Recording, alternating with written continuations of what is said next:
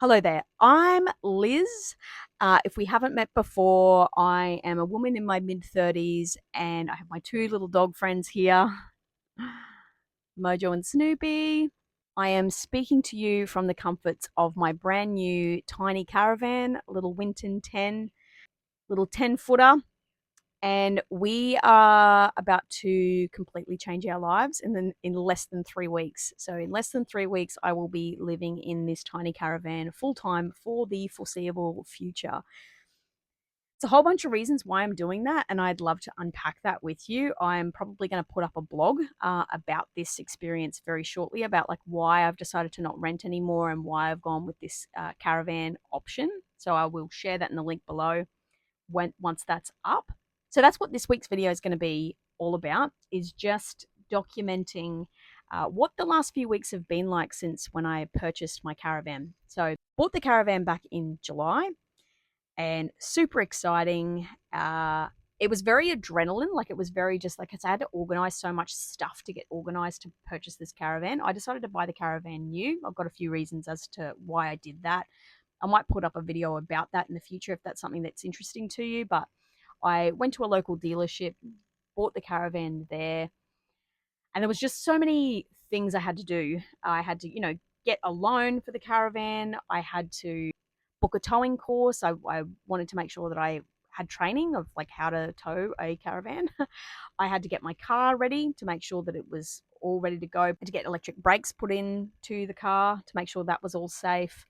Getting the car serviced, like doing all of those things to make sure the vehicle's ready to go. What else did I have to do? I wanted to organize getting the caravan, the car, and then them combined, getting them all professionally weighed and just getting like a bit of a tutorial on caravan weighing and all of those things. So the week that I picked up the van, it's all a bit of a blur because there was just so much going on. And I'm managing all of this while I'm still working full time at the moment.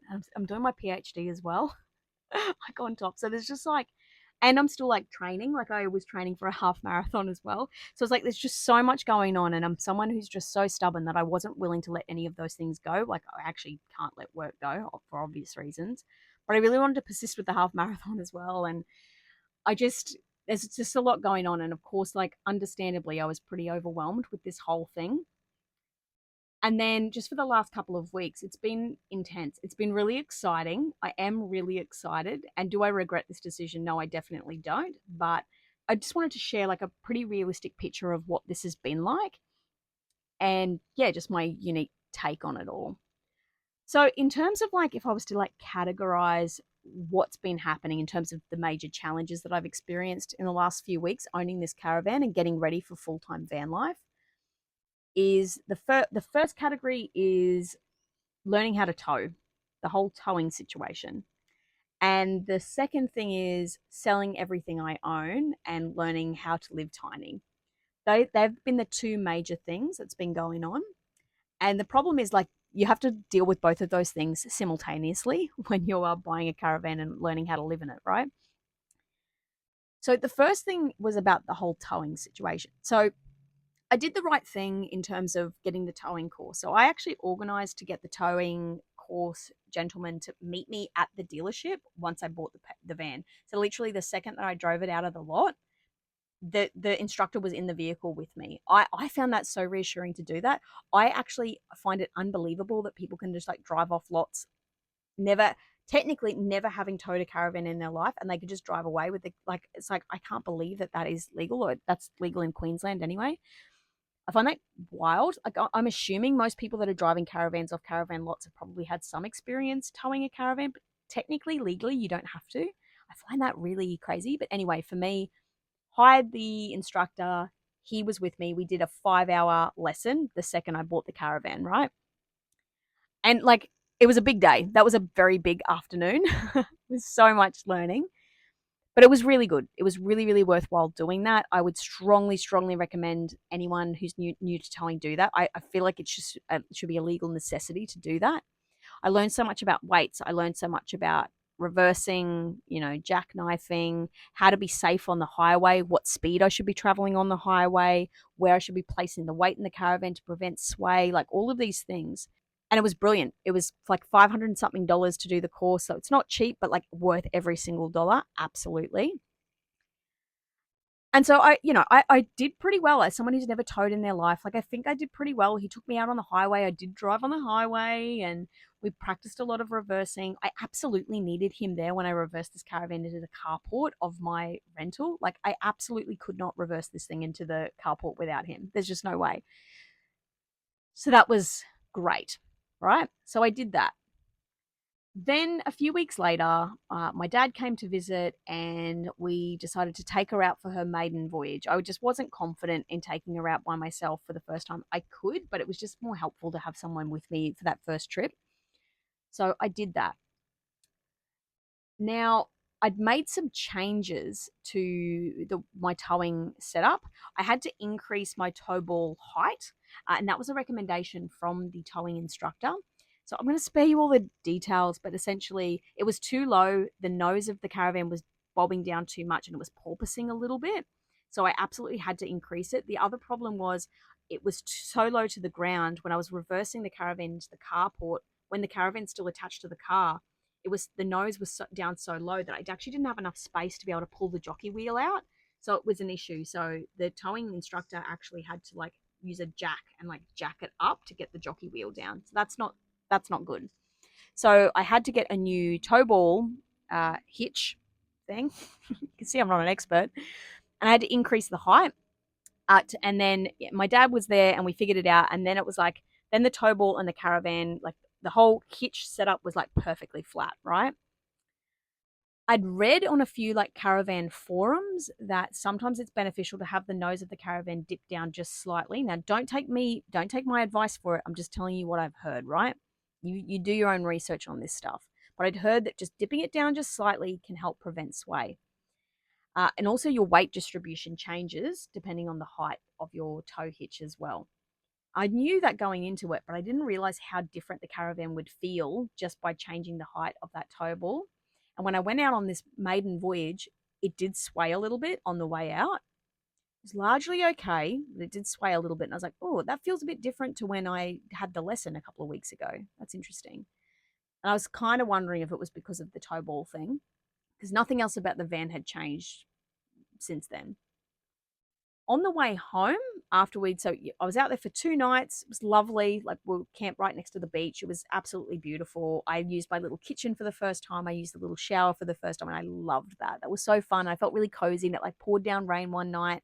My poor dad was in a hammock um, when he got rained on, and then we like sorted all that out. But yeah, and it was so cozy and lovely. And then there was the drive home. Now, my dad stayed behind. He's because I had to get home quickly because I had a garage sale on the second I finished this maiden voyage classic, of course.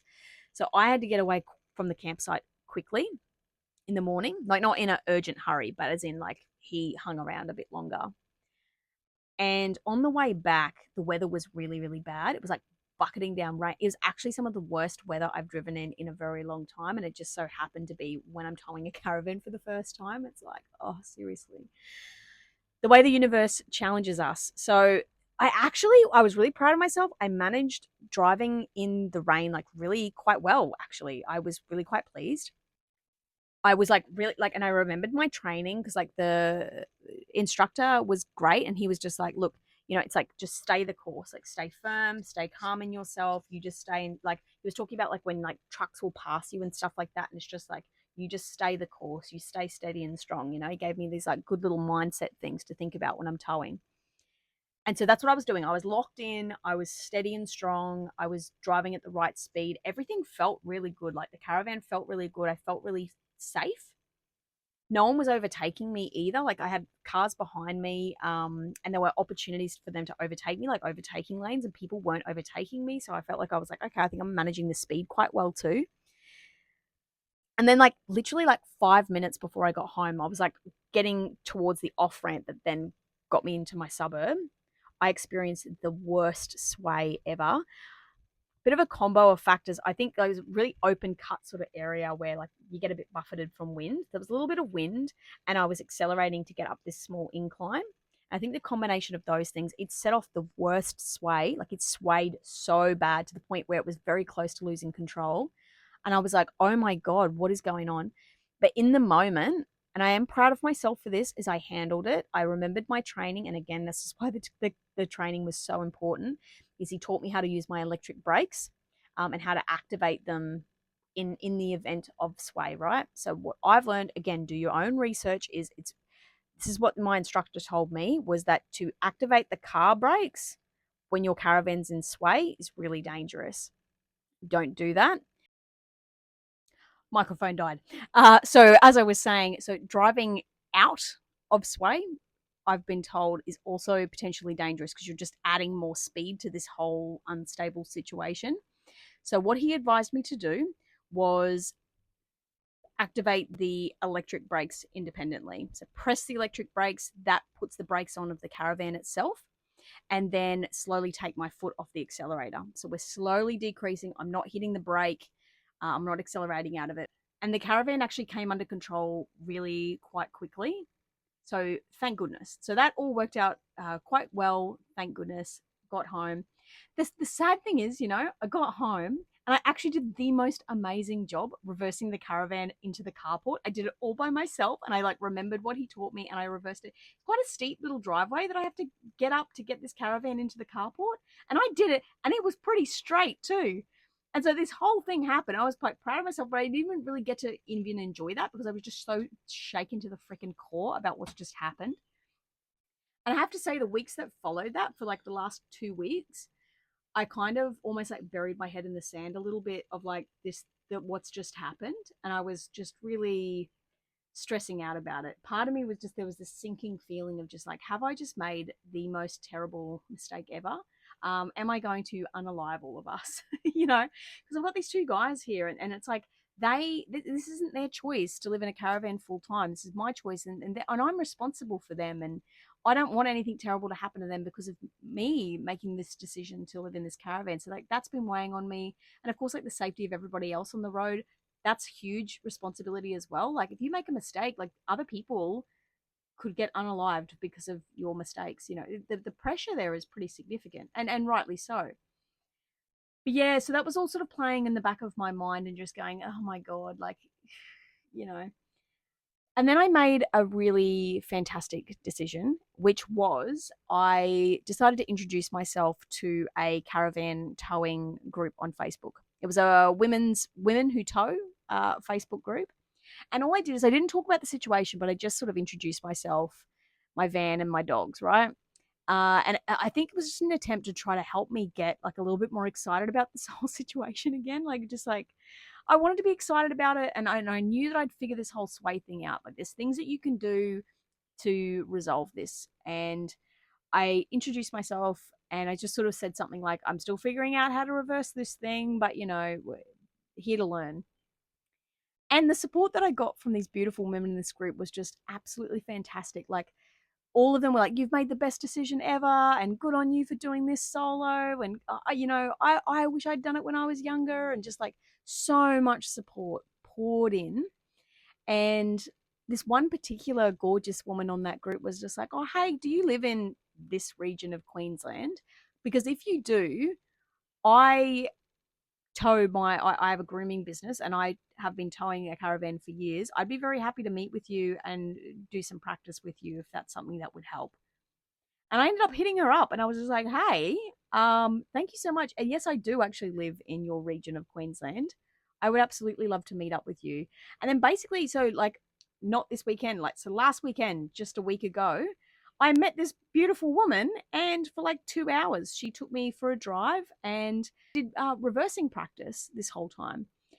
And it was so helpful. She was so patient and kind. We also talked about the swaying thing a little bit as well. And something sort of clicked in my mind where I'm like, I'm starting to get a bit of a sense of like where I am in relation to the caravan and figuring all of that out. Like, yes, I'm able to reverse the caravan into my carport, but that's because the instructor gave me a very specific, like, step-by-step instruction of like how to do it. At this point, turn here. At this point, do this. So it's like almost robotic. I still don't know how to do it on my own in terms of like planning, like finding the line and strategizing. Okay, well, I need to do this at this point, And this beautiful woman like helped me kind of start to figure that out. I'm just like, okay, like I'm just getting a bit of a sense of like, if I do this, the van will do this. And, you know, so that was so helpful in starting to build up my confidence a little bit again. Then she also recommended like, why don't you like post up in the because we were part of another mutual caravanning group, and she's like, just post it up in there. They're so helpful in there, and they'll help you resolve this problem. Like that, and she was thinking about some strategies too. And so I did that as well. I went into this like caravanning for beginners Facebook group and I said, hey, look, this is what happened. This is what I did. I just wanted some like little words of wisdom that might just sort of help me to build up my confidence again, taking on this challenge. And the response was just overwhelming. I once again had incredibly supportive women coming into bat for me. Like women are always, we always got each other's backs.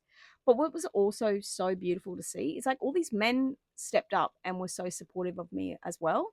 Some gave some really helpful advice of like strategies that men and women gave me some really helpful advice on like things that I should be thinking about to try to prevent sway. There's like sway bars that you can put on. Having a full water tank might be something to think about. Looking at your tire pressure as well.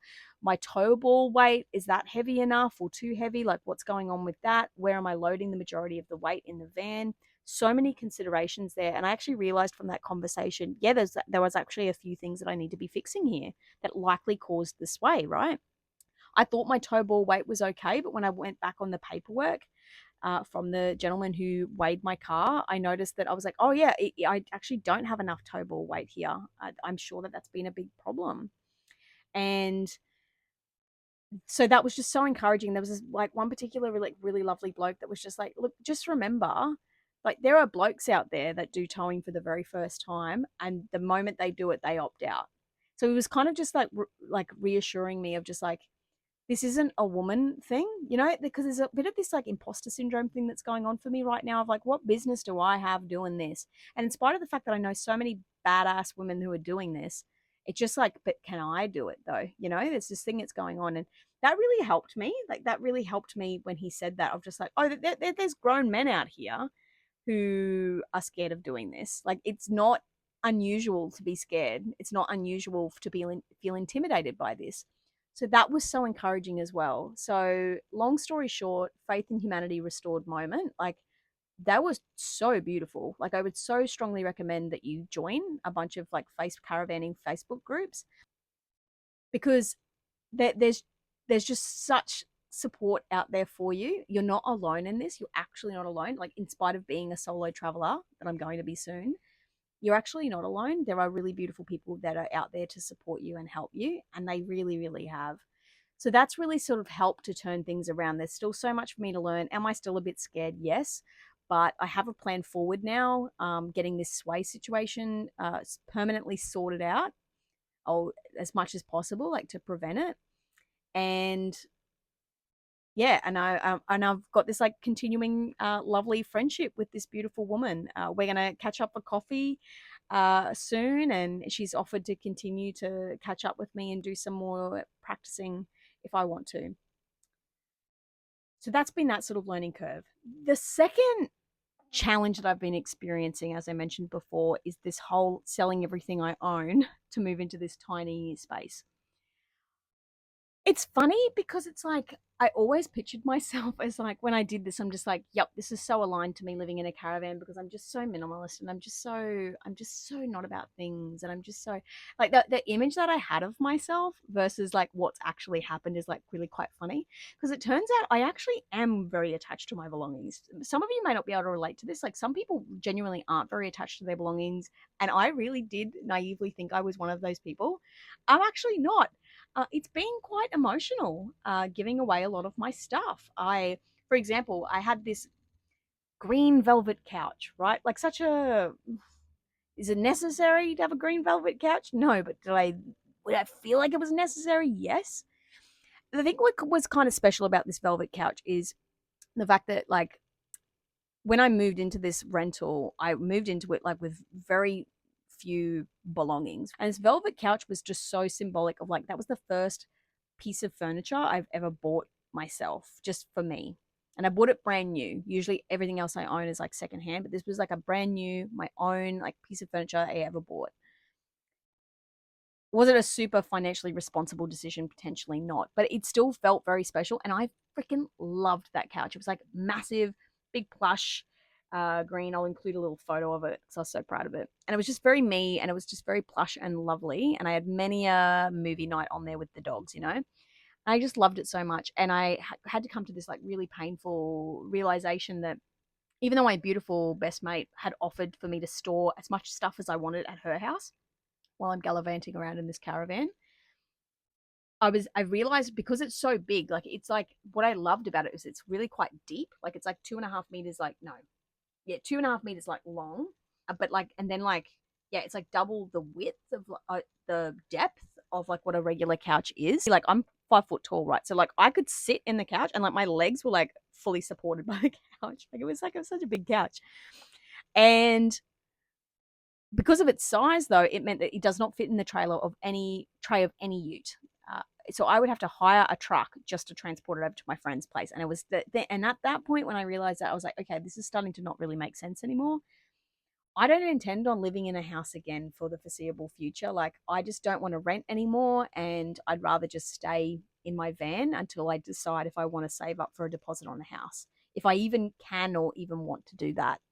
I just don't see myself renting again for a really long time. And it's just like, what is the point of paying for transportation to transport my belongings to her house? I think I do just need to sell it. And it was quite emotional to do that. You know, getting rid of all my clothes as well, like knowing like I can have like what 5 items in this cupboard right now. And realistically, like, did I use a lot of outfits when I've been on all my road trips? No, I wore the same pair of shorts and a t-shirt the entire time. I'd like wash them and then just wear them again. So, do I need a huge wardrobe moving forward? No, but it's still hard to let these things go. Like these little outfits that I just absolutely love that are just not practical. I had this like hot pink little suit. And I love my little suit. Should I take a hot pink little suit with me full time caravanning? No, like there's actually no point for that. And it's like I could bring it, but it's taking up space and it's just not practical. So it's like a lot of these like pragmatic decisions need to be happening, but it's like it's been hard.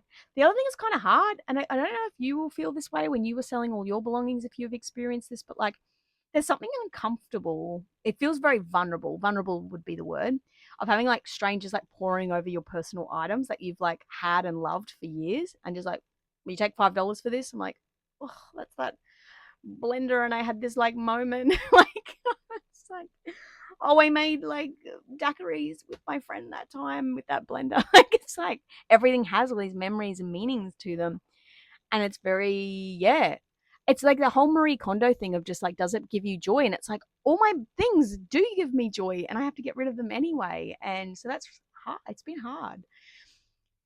And just the fact that, you know, I'm having strangers rocking out my house almost every single day buying items because I have to be flexible. If I want to sell my stuff, I need to be available for people to come and view it and pick it up, right? So it's just a lot. It's just a lot going on right now.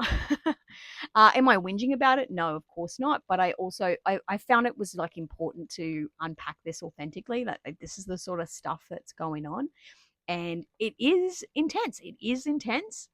What I will say is like the bit of a turning point for me, and honestly, the reason why I could sit down and do this video now, because I am feeling a lot better about everything now, is like I've made some decent headway with selling my belongings. I would say I'm about halfway through selling everything right now, getting everything out. The other thing I've done is like I've done little things like this where I've like put some plants in the van now. Um, and I've just made some little tweaks and like just putting like a couple little personal belongings. I've got some paintings that I've got some like hooks to like hook the plants. I've got another like climbing plant. I'm going to put some hooks on the ceiling to like have it like draped across the ceiling, and I've got little paintings I'm going to put in here as well. And so I'm just like personalizing the space and talking to people on these caravan Facebook pages, and it is starting to like build my excitement again. And the thing is, it's like things are hard because growing is hard. Learning how to do something for the first time is hard. Doing this solo is hard. That's why a lot of people don't do it, because it is intimidating and it is intense. Is that a reason to not do it? No. I do think that's why my stubbornness is a bit of a bit helpful in these situations, because like, am I giving up on this? Absolutely not. Did I have some doubts about it? Yes. But did any of those doubts lead me to think that maybe I shouldn't do this? No. I do know deep down this is the right decision. Do I know what I'm entirely doing? Not really. But I still feel like this is the right way forward. It's just hard. It's a massive learning curve. I think dealing with all of this working full time, I wouldn't recommend that. If you can get away with uh, doing this whole process of selling everything you own and learning how to tow without having to work full time, I would absolutely recommend that. I couldn't afford to do that. I've saved up all of my annual leave for the end of the year instead when I start my little road trip, which I'll unpack with you shortly. I just didn't have any choice. I've just got to double barrel this thing. It is what it is, and it's manageable, isn't it, Mo? Wasn't Don't mind him while he's smelling his butthole while we're doing this video. Got your ear folded over. There you go. Another thing that's been kind of nice. It wasn't intentional, but it's just been like a kind of nice thing that's happened is because I've sold my TV and I sold my couch. I have nowhere to like do movie night anymore except in the van. So I've got my little bed here. I've got a little TV that's right behind you there. And it's like I have to do my little movie nights in the van now, and that's actually been really quite nice. Like it's felt really quite cozy and lovely in here. I'm gonna put some like fairy lights up, of course, classic. Like every van lifer has fairy lights. You've got it. I think it's compulsory, and that's been really nice. And I've been having most of my meals in here as well because again, like the inside of the house, I think that's another hard thing actually. Is like this little space that I've curated for myself because I take a lot of pride in my little home decorating. I did like make it really nice for myself. And it was important for me because like I was living alone for the first time as an adult these last, 3 years.